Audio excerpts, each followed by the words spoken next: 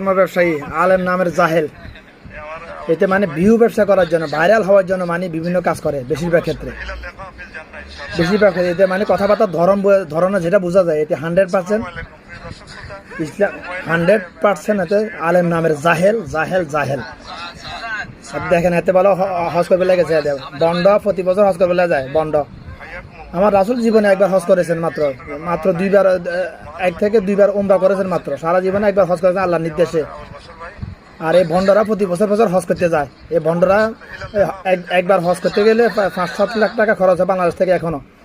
এই ভণ্ডরা যেহেতু সিন্ডিকেটের সাথে জড়িত, তাহলে এই ভণ্ডদের মিনিমাম 3 লাখ টাকা খরচ হয় একবার হজ করতে গেলে।